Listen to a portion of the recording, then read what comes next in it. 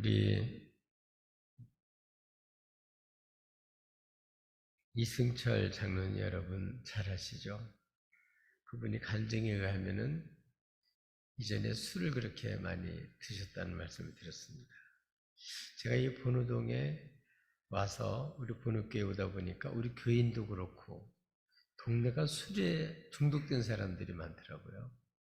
그래서 진짜 중독에서 못 벗어나고 그것 때문에 돌아가신 분도 우리 교인 중에도 있었어요. 어떤 분은 진짜 술 먹고 그래서 피가 나와서 창자에서 피가 나와서 다 죽는 줄 알고 연락이 와서 병원에 가서 세리식까지 했었거든요. 근데 또 살아나더라고요. 그래도 또 술 먹더라고요. 참. 또 어떻든 한번 중독이 되면 거기서 벗어나는 게 쉽지가 않습니다. 근데 우리 이승철 장로님은 이제 남복자님 통해서 예수 믿고 신앙생활 하면서 이제 믿음을 갖게 된 거죠. 그런 다음에는 친구들이 와서 친구가 누구겠어요? 술 친구죠. 이 술 친구들의 특징은 하여튼 무슨 핑계를 대서 먹는 거예요. 그래서 우리 장로님한테도 이전에 술 먹는 친구들이니까 그분들의 특징은 권면을 잘해요. 안 먹는 사람도 억지로 어떻게 권면해가지고 술태비기를 만들어 놓거든요. 그래서 장로님한테 이제 술 친구들이 와가지고 술 먹자고. 안 드시니까 나중에는 주머니에도 붓고 옷에도 붓고 그래도 안 먹었대요. 아마 그때 한 잔만 받으셨으면 계속 거기 빠질 텐데 그래서 끊고 그래서 이제 변화가 돼서 술은 다시는 입에도 안 마시고 성령 받으니까 장로님까지 되시고 네 진짜 변화가 됐죠. 하나님의 사람으로 변화가 돼서 귀한 장로직임을 감당을 했습니다. 이렇게 예수 믿는 사람들은 다 간증이 있어요. 우리가 이 땅에 살 동안에 한가득 다 했던 사람들인데 예수님 믿고서는 이제 그렇게 못 사는 거죠. 그렇게 못 사는 게 너무 감사하죠. 옛날처럼 안 사는 게 너무 감사하죠. 예수님의 제자들도 처음에는 주님을 만난 다음에 주님을 따랐는데 자기 생각하는 대로 따랐죠. 그래서 예수님 따라가면 출세할 줄 알았거든요. 그래서 예루살렘에 가면 예수님 메시아면 나도 한 자리 하겠다. 그런 마음 먹고 따라갔는데 예수님은 한 자리 줄 생각도 안 하시고 출세할 생각도 안 하시고 임금 될 생각을 안 하시니까 너무너무 답답한 거죠. 오히려 버림받고 고난받고 죽어야 된다는 얘기만 하시니까 너무 화가 나가지고 베드로는 예수님께 이런 일이 있을 수 없습니다. 아주 항변을 했죠. 그러다가 예수님한테 아주 큰 꾸지람을 받았습니다. 그러다가 결국은 예수님이 십자가에 죽으시자 실망하고 떠났죠. 도망갔죠. 베드로를 비롯한 제자들이 거의 다 대부분이 도망갔습니다. 이랬던 사람들이 진짜 주님 부활하셔서 만나주시고 나중에 성령 받고 변화됐어요. 이들이 전부 다 요한 빼놓고는 다 숨겼습니다. 그들은 정말 살아있는 간증을 갖고 있는 사람입니다. 자기 삶이 간증이에요. 삶이 주님이 증인이에요. 그래서 예수 믿는 사람들에게는 다 뭐가 있다고요? 간증이 있어요. 우리 전도 폭발하면서도 이제 우리 간증을 요새 간증 준비하고 있는데 간증 없는 사람은 없어요. 진짜 주님 만난 사람이면 뭐가 있다고요? 반드시 간증이 있어요. 간증이 없는 사람은 전도 받아야 될 사람이에요. 네. 그래서 간증이 있는 예수님 만나면 반드시 뭐가 있다고요? 간증이 있어요. 근데 문제는 옛날 간증만 자꾸만 하고 지금 간증이 없는 게 문제죠. 옛날엔 그렇게 살았는데 이제 안 사니까. 그래서 우리의 간증이 항상 있기를 주님으로 축복합니다. 오늘 본문은 사도 바울이 자기를 핍박하는 그런 사람들에게 간증하는 내용이에요. 그래서 어떻게 간증을 하나, 이게 아주 오늘 잘 나와 있습니다. 사도행전은 사도 바울의 간증이 3번 나와요. 9장, 그건 9장 22장, 오늘 그리고 26장 이렇게 나와요. 9장에는 그 간증이 3인칭으로 그렇게 남의 얘기하듯이 하지만 이제 오늘 본문에서는 본문과 26장에는 직접 직접 1인칭으로 간증을 하죠.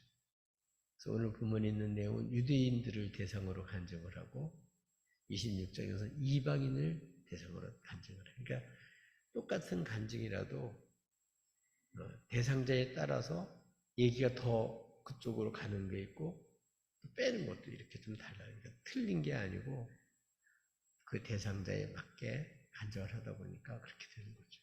그래서 오늘은 이 간증, 특별히 예루살렘에 가서 종교 지도자들의 그런 권면대로 결례까지 행하고, 그래서 정말 유대인들이 오해하지 않도록 하나님 율법을 기억이고, 그리고 유대인으로서의 그 일들을 잘 감당하는 그런 모습을 보이기 위해서 결례를 행했는데, 그게 오히려 큰 화근이 되죠. 생각지도 못했던 일들이 일어납니다. 왜냐하면 결례를 행할 때 그 보고를 해야 되니까 마지막 날 성전이 있었는데, 이전에 그 아시아에서 온 사람들이 예루살렘 성에서 그 어떤 이방인과 함께 있는 걸 봤거든요. 근데 성전에 바울이 있는 걸 보고 거기를 데려온 줄 알고 오해를 했어요. 근데 뭐가 큰 문제나, 유대인들은 아주 유대인이라는 이게 아주 굉장히 강해요. 선민이라는 의식이 엄청 강해요. 그리고 나머지 이방인은 사실은 사람 취급을 별로 안 해요. 그러다 보니까 성전에 이방인은 못 들어가요.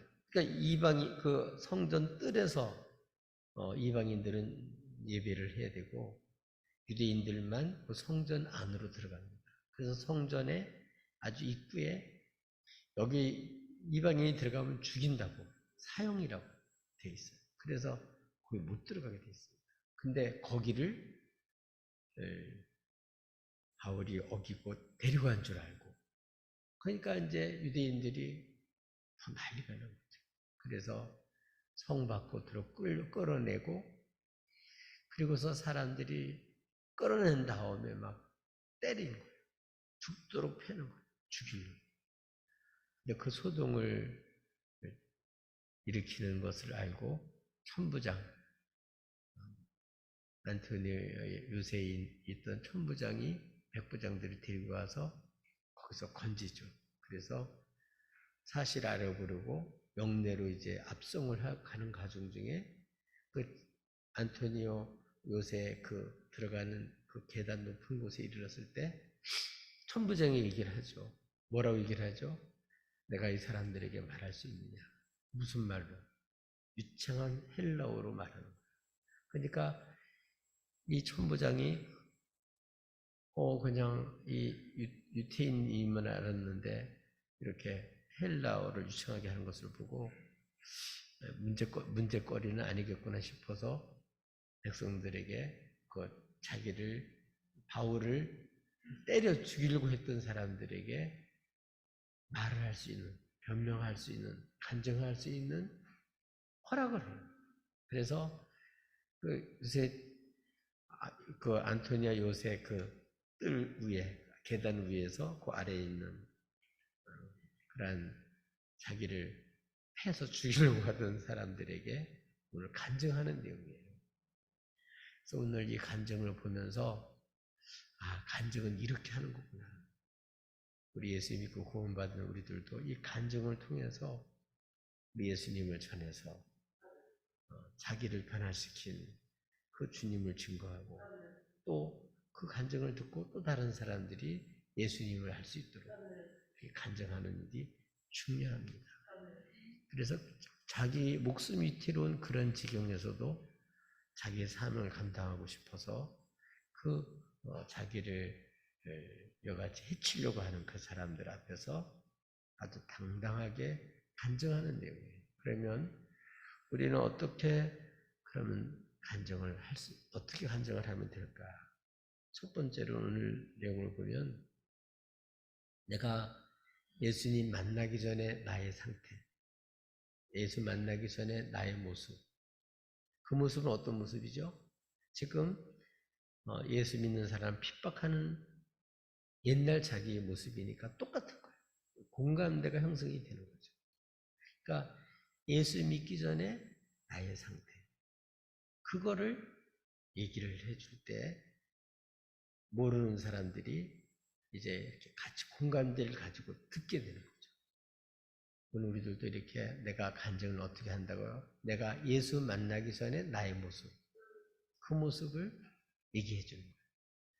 근데 그 얘기를 할 때, 이 대상이 유태인들이니까 어떻게 접근을 했나 보면은 부형들아, 부형이라는 건 아버지, 그런 얘기거든요. 거기 있는 사람 보고 아버지, 내 형제라고 생각해요.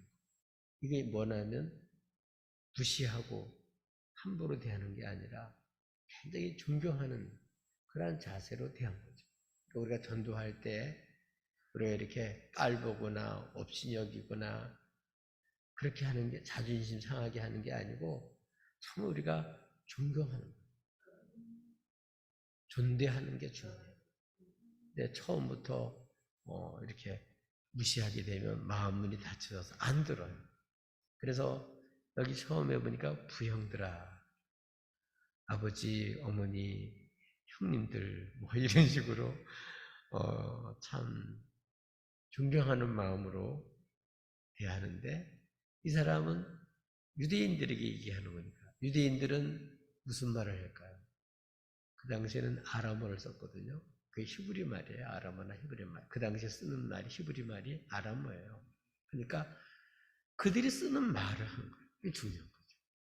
천부장은 헬라 사람이니까 그에게 말을 할 때는 헬라 말로 하고 유대 사람들은 뭐 히브리 말을 쓰는 사람이니까 아람어를 쓰는 사람이니까 아람어로 하는 거예요. 그러니까 그렇게 소동하고 분노하고 사도 바울을 죽이려고 했던 사람이 2절 말씀에 보니까 더욱 조용한지라.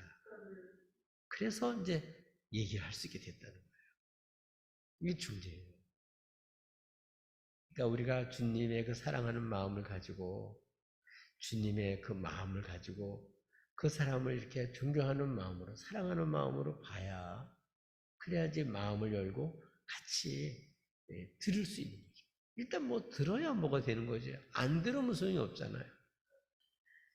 그래서 무슨 얘기를 들려줬냐. 자기가 예수 믿기 전에 자기의 모습을 얘기해 준 거예요. 그게 뭐냐면 지금 유대인들처럼 똑같이 예수 믿는 사람을 핍박하고 그런 사람들을 아주 증오하고 그 십자가의 도를 완전히 비난하는 이러한 입장을 갖고 있는 그래서 사도 바울을 해치려고 했던 유대인들과 똑같은 얘기를 자기가 하는 거예요. 그래서 어떤 얘기를 하면 자기가 예수 믿기 전에 자기의 성장 과정, 자기가 예수 믿기 전에 모습 그걸 소개하라는데 어떤 소개하면 뭐 어려운 것도 없어요. 우리도 다 할 수 있어요. 나는 유대인이다. 나는 뭐 대한민국 사람이고 나는 안산에서 태어났다든지 뭐 저 같은 거는 강원도에서 태어났다든지 강원도 뭐 신림에서 태어났다든지 그 안 태어난 사람 없잖아요. 그러니까 자기 얘기하는 거 나는 유대인이다. 그리고 길리기아 다소에서 난 사람이다. 그 길리기아 다소는 큰 도시예요. 도시 사람이에요. 교육 도시고 그리고 이성에서 자랐다. 이성은 어디냐면 예루살렘을 말하는 거죠. 나는 예루살렘에서 살아났다. 그러니까 뭐예요? 지금 유대인들과 같이 똑같은 상황을 얘기하고 있는 거예요. 그리고 나는 가말리엘 문화에서 우리 조상들의 율법에 엄한 교훈을 받은 사람이다. 그 당시에 최고로 유대인들이 존경하는 스승이 세 사람이 있어요. 힐렐, 아키바, 가말리엘. 이 세 사람들이 아주 최고의 학문의 거장들이고, 그리고 모든 유대인들이 다 존경하는 사람들이에요.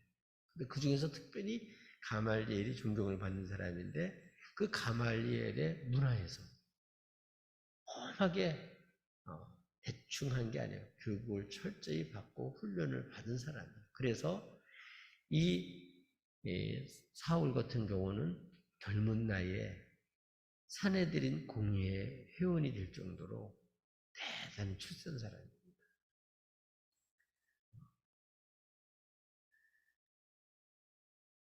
그러니까 아주 유대인 중에서도 자기는 아주 존경받는 그런 스승 밑에서 배웠다는 거죠. 그것뿐만 아니라 오늘날 여러분처럼 십자가의 도를 미워하고 예수 믿는 사람들 미워해가지고 없애보려고 온 그 사람들처럼 오늘 여러분처럼 저도 하나님께 대하여 열심히 있는 사람입니다. 왜냐하면 하나님 한 분인데, 예수님도 뭐 죽었다가 살아났다 그러고 하나님의 아들이라 그러니까 그러면 그분도 하나님이란 신성을 가졌다는 얘기인데, 그러면 그 하나님에 대해서 또 하나님 있다는 얘기는 있을 수가 없다. 그러니까 이런 사람들은 지하 살려두면 안 된다, 이렇게 생각을 하는 거죠. 그러니까 그들과 똑같은 마음을 가지고 자기도 그렇게 그런 열성적인 하나님에 대한 열성을 가진 사람이었다. 그리고 그 열성 정도에 끝난 게 아니고 거기보다 더 나가서 자기는 어떻게 했냐? 4절, 5절에 있는 내용을 보면 이 돌을 내가 박해를 해서 사람을 죽이기까지 했다. 그리고 남녀를 결박해서 옥에 넘겨줬다. 5절에 보면 이에 대해서 대상 모든 장로들이 내 증인이다. 그 사내들인 공의원 그분들이 나한테 공문 써줘가지고 실제로 그분들이 다 알고 있다. 그러니까 모르는 사람에서 가서 물어봐라, 그런 얘기예요. 이들이 다 나의 증인들이다.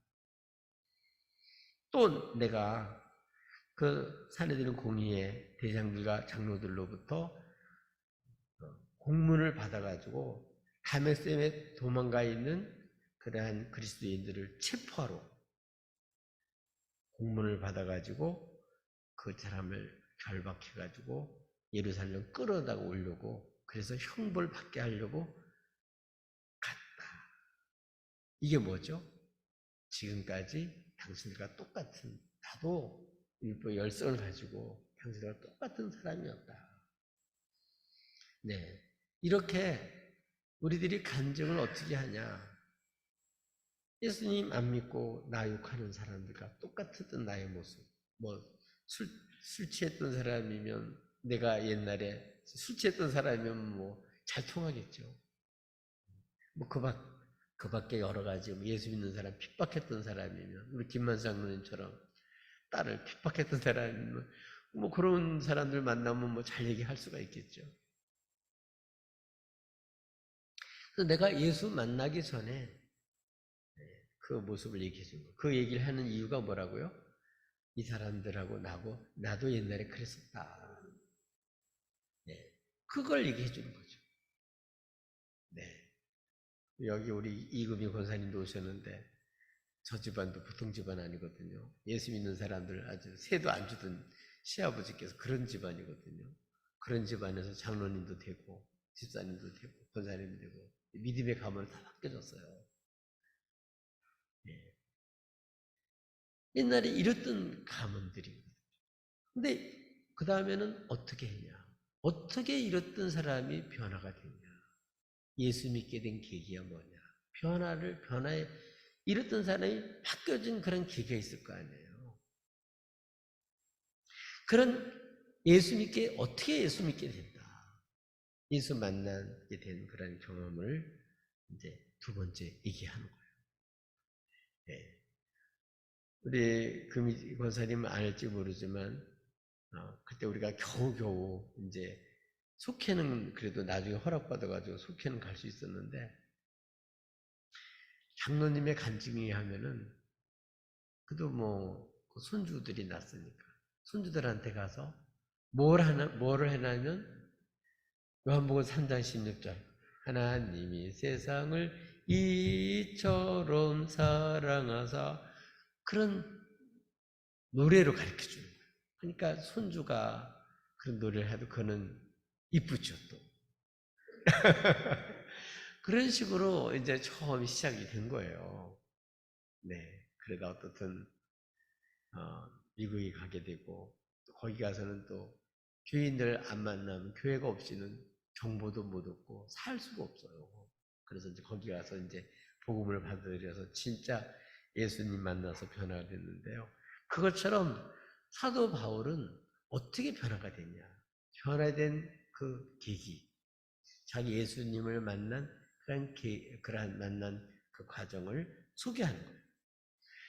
이분은 6절, 7절, 6절서부터 16절까지 있는 내용인데 그 예수 만난 내용이에요. 어떻게 예수를 만나게 됐냐?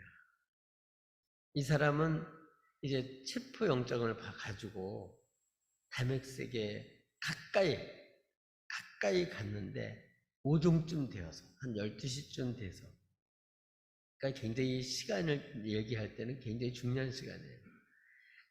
아주 갑자기 하늘로부터 큰 빛이 사도 바울 둘러 비쳤다. 그 빛은 본인뿐만 아니라 그 주변 사람도 다 알 수 있을 정도 그 빛이 아주 강하게 빛이 비쳤다는 거예요. 그래서 그때의 7절에 그런 빛이 비춤으로 인해서 말을 타고 가던 이 사울이 땅이 꼬꾸라졌어요. 그 사도행전 9장에 보면 그때 빛 때문에 3일 동안 눈을 못 떴어요. 얼마나 빛이 강렬했는지. 땅이 엎드러져 있었는데 그때 소리가 들리는 거예요. 무슨 소리나 하면 사울아 사울아 네가 왜 나를 박해하느냐. 이 소리를 들은 거예요. 그러니까 이 사울은요 보통 다부진 사람이 아니거든요. 그러니까 그렇게 땅바닥에 꼬꾸라진 상태에서도 얘기를 하는 거예요. 뭐라고 얘기를 하죠? 주님 누구십니까? 그렇게 얘기하니까 따라서 합시다. 나는 네가 박해하는 나사렛 예수다. 27년 전에 이미 사형을 받아서 죽은 걸로만 알고 있었는데 이 소리가 들리니까 진짜 살아났다는 얘기는 들었지만 소리 들었다는 얘기 못 들었는데 직접 난 네가 박해하는 예수다. 그런 소리를 들으니까 얼마나 기겁을 했겠어요. 이 사람이 그 소리를 듣고 10절에 보니까 지금까지 그냥 자기는 지금까지 잘 살았다고 생각하고 하나님을 위해서 열정을 가지고 이렇게 사는 게 하나님을 위해서 사는 거라고 아주 담대한 마음을 가지고 정말 자기는 하나님을 위해서 산다고 했는데 지금까지 생각지도 못한 정말 주님이 이렇게 부활했다는 얘기는 들었지만 큰 빛이 임하면서 그냥 이렇게 소리가 들리고 나는 네가 박해하는 예수라는 얘기를 들으니까 얼마나 놀랐겠어요. 그때에 얘기를 합니다. 그러면 저 무엇을 하면 좋겠습니까? 지금까지는 자기 마음대로 했는데 이제는 너무 놀라가지고 뭘 해야 될지 완전히 깜깜한 거야. 너 뭘 해야 되지? 그러면 이제 난 어떻게 살아야지? 내가 살아온 게 예수 믿는 사람 박해하는 재미로 살았는데 그게 나의 의미라고 생각하고 그게 나의 할 일이라고 생각하고 살았는데 이제 예수님 진짜 부활하셨고 진짜 살아내신 분이라면 난 좀 뭘 해야 되지? 깜짝 놀래가지고 주님 그럼 뭘 하니까 그때 주님이 말씀하셨어요. 일어나 다메섹으로 들어가라. 이전에는 체포하러 들어가는데 이제는 주님께서 가라고 인도한 거죠. 다메섹으로 들어가라. 네가 해야 할 모든 것을 거기서 누가 이르리라.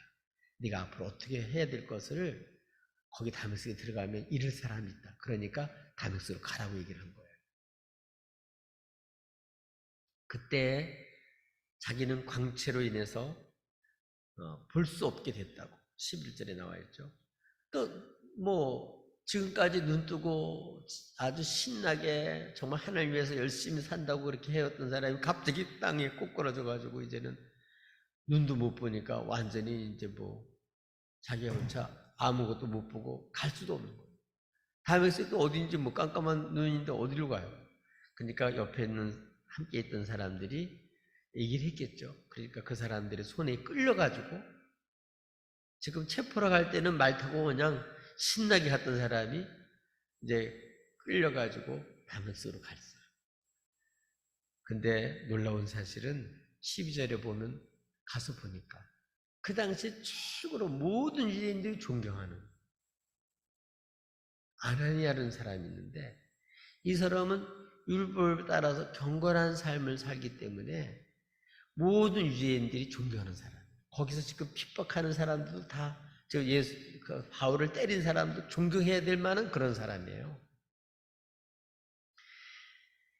이 아나니아가 유대인들의 칭찬을 받는 그런 듣는 사람이었는데 거기 다메섹에 들어가니까 바울 곁에 와가지고 서서 말하기를 형제 사오라.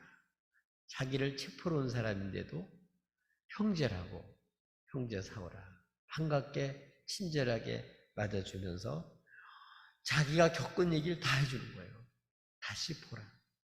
그랬더니 아나니아가 다시 보라 한마디에 눈이 떠져가지고 못 보던 사람이 아나니아를 쳐다보게 됐어요. 세상을 다시 보게 된 거예요. 즉시 그 말 듣고서 바뀌어진 거예요. 얼마나 놀랐겠어요. 주님 소리 듣고서 눈이 빛 때문에 못 보던 사람이 주님이 만날 사람이 있다고 그래서 갔는데 그 사람이 보라고 하니까 딱 눈이 떠져가지고 보여지는 거예요. 얼마나 또 좋았겠어요. 그때 아나니아가 얘기를 하기를 우리 조상들의 하나님이 너를 택해서 너로 하여금 자기 뜻을 알게 하시고 그 의인이 누구냐면 예수님을 말하는 거죠. 그 의인을 보게 하시고 그 입에서 나오는 음성을 듣게 하셨다. 자기가 길에서 정말 그 빛을 보고 눈이 어두워졌었고 그때 주님이 하신 말씀을 어떻게 다 알고 자기를 만나준 분이 누군지를 다 알고 이렇게 얼마나 또 신기했겠어요. 그래서 그 하나님께서 조상의 하나님께서 사도 바울을 택하시고 그 의인을 보게 하시고 그 음성을 듣게 하셨다. 그래서 너는 이제 앞으로 그를 위해서 예수를 위해서 모든 사람 앞에서 네가 보고 들은 거 만든 게 아니에요. 꾸민 게 아니에요. 네가 보고 들은 거 그것에 대해서 증인이 되리라. 그러면서 얘기하기를 이제 왜 주저하냐? 네가 확실히 예수님을 믿게 됐고 알게 됐으니까 이제 일어나가지고 주의 이름을 부르면서 세례를 받아라. 그리고 너 이제 죄 씻음을 받아라. 그래서 이제는 지금까지 제일 큰 죄가 뭐냐면 도둑질하는 죄, 간음하는 죄, 살인죄보다 더 큰 죄가 예수 안 믿는 죄거든요. 이게 다 예수를 모르기 때문에 지은 죄들이거든요. 근본적인 건 주님을 모르기 때문에 짓는 거예요. 하나님 모르기 때문에 짓는 죄, 다 죄를 짓는 거거든요. 그래서 모르고 불신하고 살았던 것을 회개하고 죄 씻음을 받고 용서를 받았어요. 이렇게 해서 어떻게 됐다고요? 이제 사도 바울 자신이 예수를 믿게 됐다는 것을 사람들이 얘기한 거죠. 네. 여러분도 주님 만난 적이 있으시나요? 만난 척 해봐요. 소용없어요. 진짜 만나야지. 주님 만난 계기가 없는 사람은요, 기도하셔야 돼. 만난 척 해봐요. 소용없어요. 진짜 만나셔야 돼.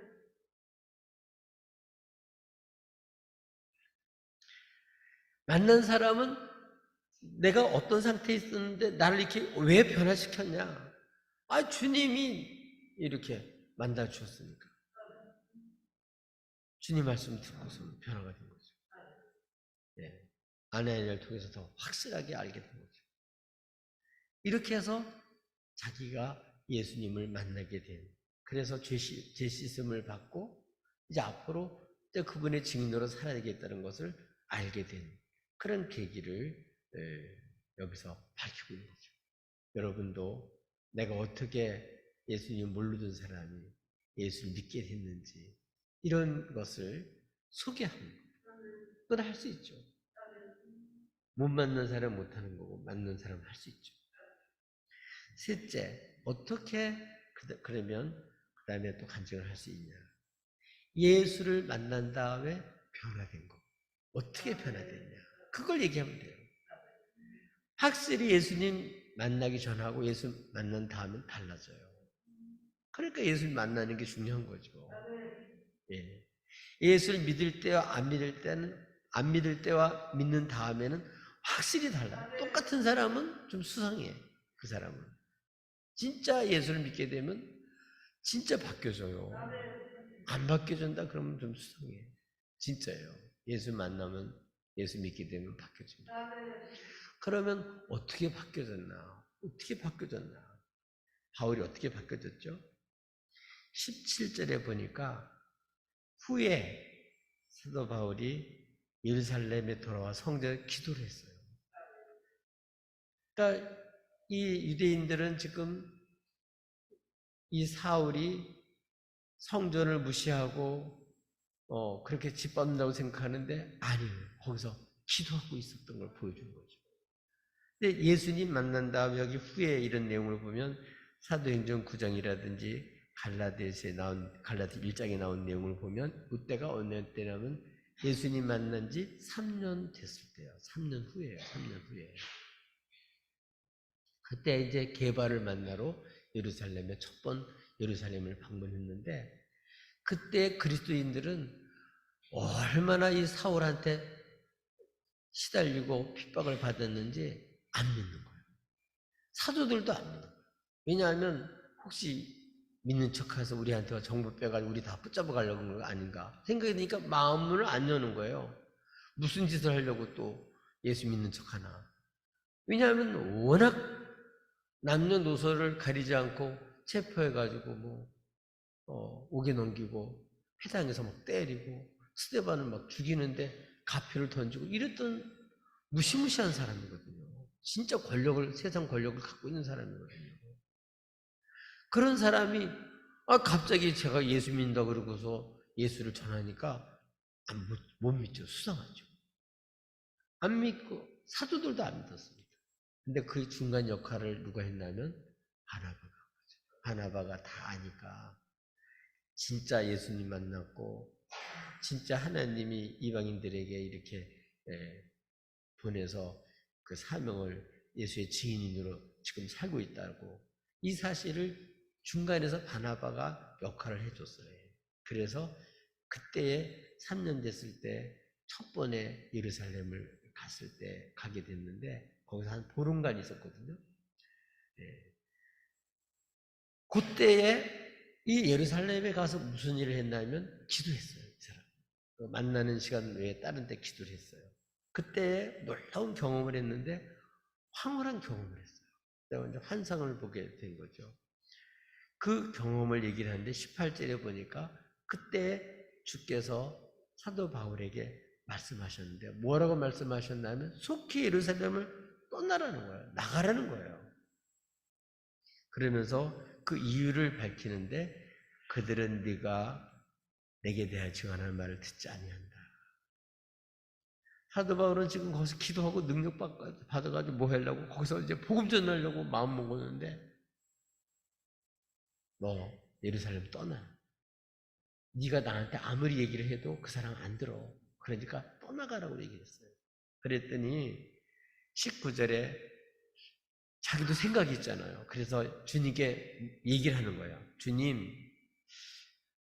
주님한테 이제 떠나라니까 안 그럴 것 같은 그런 생각이 들어 자기 얘기를 하는 거죠. 왜냐하면 자기가 어떤 사람인지 뭐 때문에 다메섹에 온지 다 아는 사람들이니까.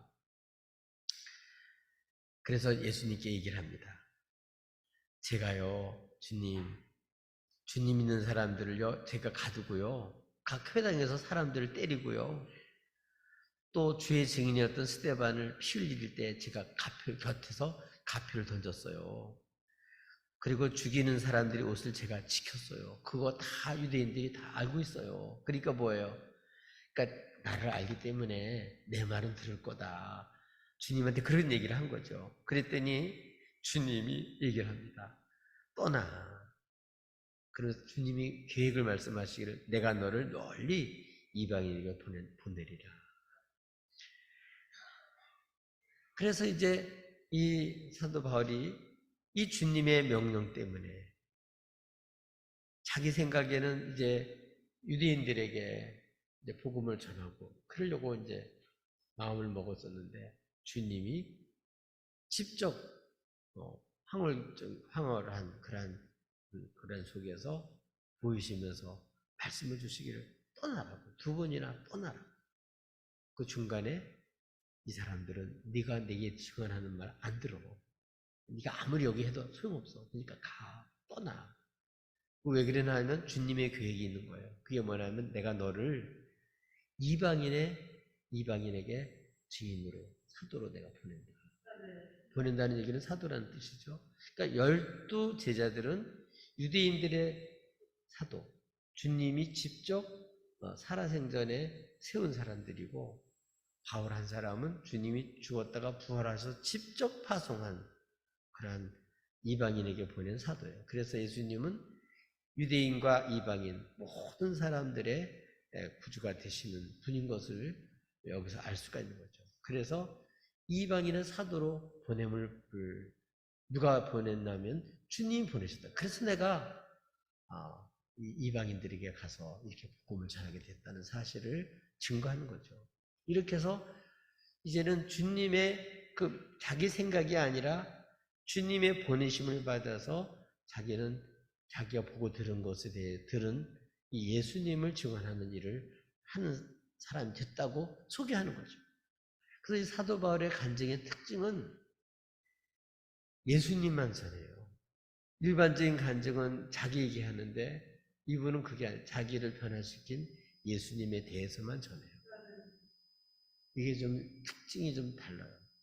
우리들도 간증하는 내용이 주님의 신실함, 주님이 어떤 분인지 우리 그것에 대해서 우리가 전하는 게 그래서 중요하죠. 그래야 예수님을 증거하는 말을 들어야 믿음이 생기고 그래야 구원받잖아요. 딴 얘기하면 어떻게 될까요? 잘 풀려든 사람 얘기 간증 들으면요 배가 아파. 우리는 사람 참 희한해. 좀 망가져야 좋아하지. 예수 믿고 응답받고 잘 됐다 그러면요 겉으로는 축하한다 그래놓고 속에 배가 아파. 이게 죄인인 우리들의 실상이에요. 근데 예수님을 전할 때 예수님은요 진짜 나 때문에 버림받고 나 때문에 죽고 나 때문에 능력받으시고 나 때문에 저주받으시고 그래서 주님 보고 셋내는 사람은 한 사람도 없어요. 예수님을 전하면 내가 지금까지 살았던 것이 너무 불편하고 어렵고 힘들어서 정말 너무 괴로웠었는데 그래서 잘된 사람 보면 배가 아팠었는데 예수님 쳐다보면 배 아픈 게 아니고 회개가 돼요. 하나님 죄송해요. 주님 용서해 주세요. 주님은 이렇게까지 당하셨군요. 주님 쳐다보고는 회개가 되지 절대로 배가 안 아파요. 그러니까 우리는 뭘 전하자고요? 그래서 예수님만 전하자. 그럼 절대로 배가 안 아픕니다. 나같이 이렇게 못된 놈을 어떻게 주님이 새 사람 만들어서 이렇게 구원해 주셨는지를 확실하게 전하면요 그들도 소망을 갖게 돼요. 나도 그럼 저런 못된 놈도 예수 믿고 새 사람 되는데 나도 소망이 있겠구나. 그렇게 해서 소망이 생기는 거지. 나 잘난 거 전해보면요 사람 별로 안 좋아해요. 그러니까 누구만 전하자고요? 우리도 사도 바울처럼 간증의 중심 내용은 예수님만 전하자. 아멘. 이렇게 간증할 때 정말 이 사도 바울 그래서 나는 원래가 예수 복음 전하려는 사람이 아니고 핍박하려는 이런 못된 사람인데 죄인 중에 아주 제일 그 죄를 짓게 하는 괴수인데, 이런 내가 예수를 전하게 된 것은, 복음을 전하는 게 내가 잘난 게 아니고 이게 은혜라고, 하나님 은혜라고, 내가 이 쓰임받은 자체가 은혜라고. 그래서 그렇게 핍박을 받으면서도 그는 하나님께 그 모욕받는 거, 핍박받고 매를 맞고 굶고 이러면서도 너무 감격 속에서 감사했어요. 이게 다 예수님을 생각하고 예수님을 전하니까 그렇게 된 거죠. 우리들도 간증히 누굴 전해야 된다고요? 예수님을 전하는 거예요. 그러면 정말 절망 속에 있던 사람들이 소망을 갖게 되고, 아, 그런 예수님이면 나도 좀 믿어봐야 되겠다. 아멘. 그래서 예수 믿으면 다 이렇게 바뀌어져요. 이렇게 진정 예수님을 만난 사람들, 예수 믿게 된 사람은 다 믿은 다음에 변화가 됩니다. 좋게 변화가, 나쁘게 변화되는 게 아니고, 그 생생한, 정말 이렇게 우리 자신이 아주 생생한 간증이 되는 거죠. 산 증인이 되는 거죠. 이렇게 이 시대에 성령 충만받고 우리 산 증인이 돼서 정말 생생한 간증을 해서 거짓말 보태지 말고 진짜 사실을 얘기를 전해서 많은 사람들을 살리는 데 쓰임받는 증인이 되기를 예수님의 이름으로 축복합니다.